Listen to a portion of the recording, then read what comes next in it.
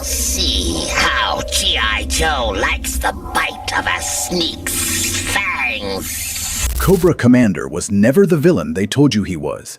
The Origin, Marvel Comics, published in 1988, G.I. Joe, a Real American Hero, number 69, revealed that behind that mask was not a megalomaniac, not a military defector, not a product of any laboratory. It was a used car salesman, a man with a dead brother and a guilt he could never confront directly. A man who founded a self-help group, watched it radicalize, and then put on a hood so he would never have to answer for any of it by name. The Sunbow animated series, 5 seasons, 1983 to 1987, never showed you one frame of that story. Not one. The networks decided you weren't ready. What they buried was the most human horror story in the entire G.I. Joe franchise. Not a monster born from science or sorcery. A man produced by something simpler and considerably darker. The specific weight of a choice made at a crash site on a night nobody was supposed to remember. If buried TV history, the version they decided you couldn't handle, is what you come here for, subscribing to the Vintage Vault means you get the next excavation the day it drops. Not months later.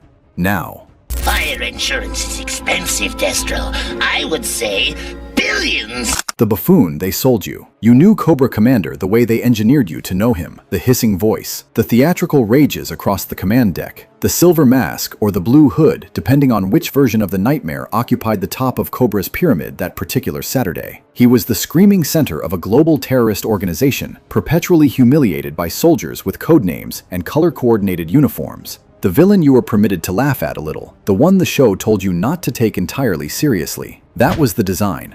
It worked precisely as intended. Destro rolled his eyes. The Baroness carried the actual menace. Serpentor eventually arrived to signal that even Cobra's inner circle had exhausted its patience with the Commander's failures. Cobra Commander was the loudest presence in any room, and somehow still the least feared figure in it. The cartoon guaranteed that outcome. They gave him elaborate schemes, weapons platforms that should have been decisive, and legions of faceless troops. But they gave him no gravity, no history, no wound that explained the volume. He wanted to rule the world.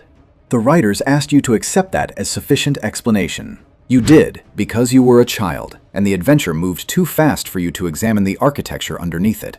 The architecture was load-bearing, and it was missing its entire foundation. There is a specific night, one decision, 30 seconds of choice, that produced everything that followed. A crash site on a road, a man who was present at the scene, and a man who got back in his car and drove away. The entire mythology of Cobra begins at that crash site, and the animated series never once acknowledged that it existed. Let me show you the quickest exit. The nobody who started everything. Before the mask, before the title, before a single Cobra trooper swore an oath to a cause that hadn't yet been formally named, there was a man. The Marvel Comics Origin never assigns him a name. That erasure is deliberate. It is the first structural piece of the horror. He is everyman. He is nobody. He is the figure you passed on a used car lot in 1975 who seemed slightly too eager, slightly too invested in closing the deal before you changed your mind. He is American in the most specific and uncomfortable sense of that word. He grew up in the shadow of an older brother, a Vietnam veteran, and that shadow functioned simultaneously as a source of pride and as a wound he lacked the tools to properly examine. The brother went to war when the country called. The brother came back changed in the particular way men returned from that specific conflict, carrying something invisible and heavy that the nation that sent them had no language available to receive and no infrastructure built to hold. Here is what you need to hold on to, because it becomes critical later. The brother story is not a footnote to this origin. It is the original document from which everything else proceeds. Everything Cobra Commander ever became is downstream from what happened to that veteran first. The animated series buried his story just as completely as it buried his brother's. That full accounting exists. It is coming. America in the post-Vietnam years was a nation that had dispatched its sons to die for a cause it could not fully defend, and then requested that those same sons remain quiet about what the experience had cost them. There was no national architecture for what those men carried home. No language. No ceremony that acknowledged the specific weight of what that war had asked of people. The older brother paid that price in full. our man, the future commander, watched it happen from the closest possible distance, in the same house over years, without the capacity to intervene in any meaningful way. Somewhere in that watching, in the sustained helplessness of witnessing damage he had no tools to repair, he began accumulating a grievance that had no single address. He blamed the government. He blamed the system that had sent his brother and then abandoned him on return. The resentment had genuine roots in genuine injury. That is the part that matters most, and that is the part the cartoon could never show you, because the cartoon needed you to feel nothing for this man except contempt. The cartoon needed a buffoon, not a case study. His anger was not fabricated. His brother's suffering was real. What went wrong was not the origin of the pain. What went wrong was the direction he eventually aimed it. You were saying something about fighting fearlessly, rust breath? The night he drove away. The guilt that consumed him was not the clean grief of a man who watched suffering he could not have prevented. It was something more specific, more corrosive, and more difficult to live with. The guilt of a man who had a choice available at a critical moment, made the wrong one, and then spent the rest of his life unable to fully face what that meant. His brother died in a car crash. That is the documented fact from the Marvel Comics record. But the unbearable weight beneath that fact was this: he was there, present at the scene, and he left. He drove away from his brother at the precise moment when the outcome was still uncertain, when staying might have changed the result. And that single decision became the fracture point at which his identity began its permanent collapse. There is no forgiveness architecture available for that specific category of guilt, not without confronting it directly, not without sitting inside the catastrophic discomfort of your own specific culpability and remaining there until something resolves. He was not capable of that. The evidence suggests most people placed in that position are not capable of it. That is precisely what makes this origin function as a human document, rather than a comic book mechanic. So he did what wounded men sometimes do when the internal accounting becomes too devastating to complete honestly. He reassigned the debt. If the government had not sent his brother to Vietnam, the brother would not have returned broken. If the brother had not returned broken, the specific circumstances that produced that night on the road would never have assembled themselves. The government was therefore responsible. The system was therefore responsible. Every institution, every comfortable authority, every person who had never paid the price he and his brother had paid. The debt now belonged to all of them. That is the mechanism. That is the complete answer to how a used car salesman's private grief becomes a global terrorist organization. It is not ideology in any principled sense. It is not coherent politics. It is a man who could not survive the weight of one specific choice, who found a way to convert his personal crime into a universal indictment. The crash site produced the commander, not any laboratory, not any government program. A night on a road, a set of car keys, and a decision about whether to stop or keep driving. The logic of the reassignment is not sound, but it is deeply, recognizably human, because most of us have, at smaller scale and with smaller consequences, moved a debt from our own ledger to someone else's when the honest accounting became too uncomfortable. He moved it further than anyone else in the history of the franchise. He moved it far enough to build an army around it. Smash device my foot! You've wasted millions of hard-stolen dollars, you titanium-faced turkey! The self-help group that became Cobra. He did not immediately reach for power or weapons. He reached first for community. He founded a self-help organization. He called it the Friends of Peace.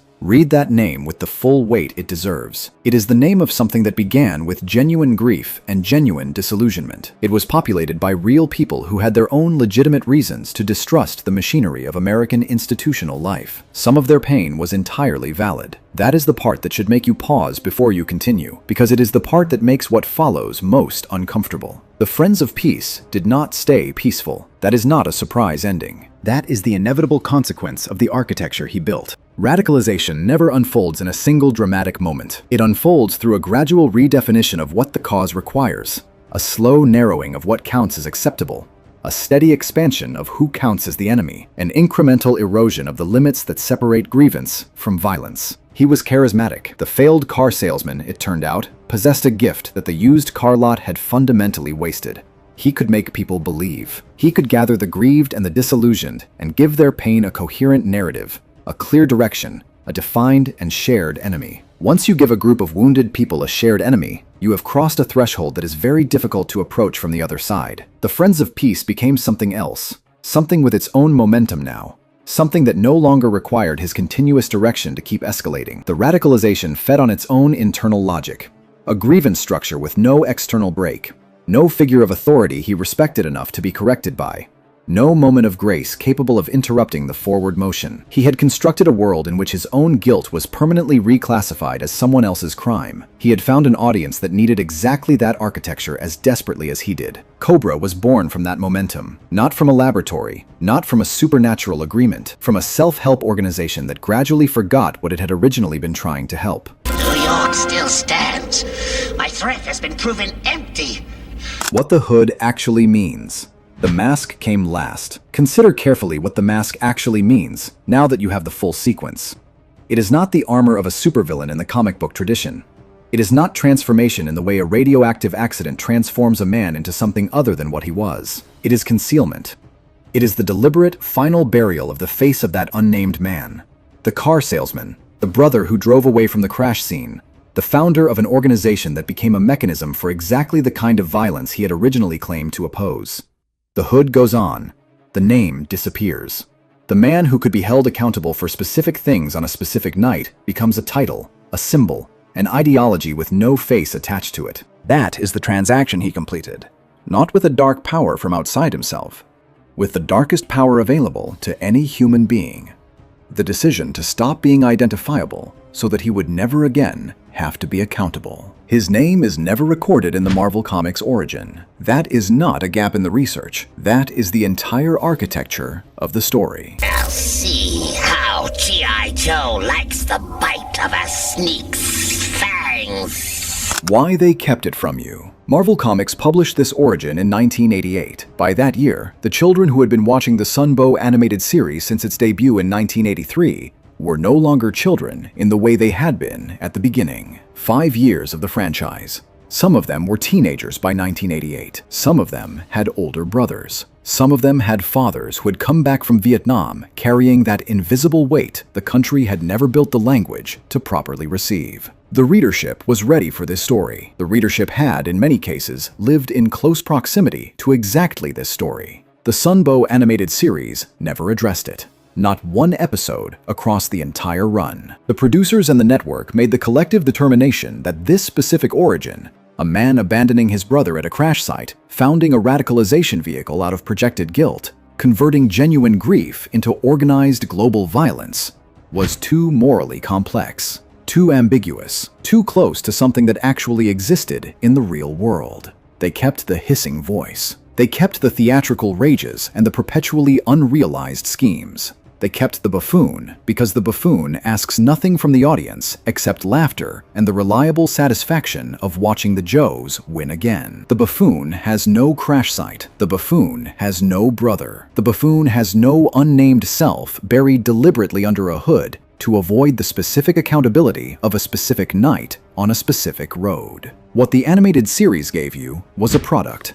What Marvel buried in issue number 69 was a mirror. A man destroyed not by an external force, but by the specific gravity of unconfronted guilt, by the human capacity to convert private failure into public war. That suppression held for the entire classic run. Later adaptations gave Cobra Commander a human origin, but a different one, a different construction, with different mechanics. The specific sequence from the Marvel Comics, the brother, Vietnam, the crash, the abandonment, the Friends of Peace, the radicalization, never reached the screen in any form that found the audience that grew up on Saturday mornings with the hissing voice and the unrealized schemes. You were given the mask. They kept the man. There will be dire consequences for you if you do not obey my orders! More frightening or less? Here is the question this places you in front of, and it does not have a comfortable answer. Does knowing this make Cobra Commander more frightening or less? Is less frightening as pure evil? Pure evil requires nothing from you. No comprehension, no recognition, no uncomfortable moment of proximity. But he is significantly more frightening as a wounded man, because wounded men are not rare. The specific sequence of events that produced him is not a fantasy construct with no correspondence to how human beings actually function. Guilt, displaced into grievance, is not a comic book mechanic. The radicalization of genuine pain into something that damages the world at scale is a pattern that predates the 1980s by a considerable distance and has shown no sign of becoming less operational in the decades since. The hood means something different now. It is not the uniform of a supervillain. It is the final act of a man who could not continue to exist under his own name. That image, the hood going on, the name disappearing, the unnamed man converting himself into a symbol, is the most psychologically disturbing visual in the entire G.I. Joe mythology, and it never made it to the screen. The grave nobody was supposed to visit. Did you ever sense, watching that hissing figure on Saturday morning, that something was absent? That the cartoon villain was somehow less than what the toy in your hand suggested he could be? Drop that in the comments. Tell me how close the surface truth felt even then, before anyone told you what was underneath it. Next video, the brother. The Vietnam veteran whose death produced the commander, whose story the record has never fully told, and whose tragedy runs deeper than anything the commander himself ever became. That one is coming. The mask hides a man hides a name, and the name hides a grave that nobody was supposed to visit.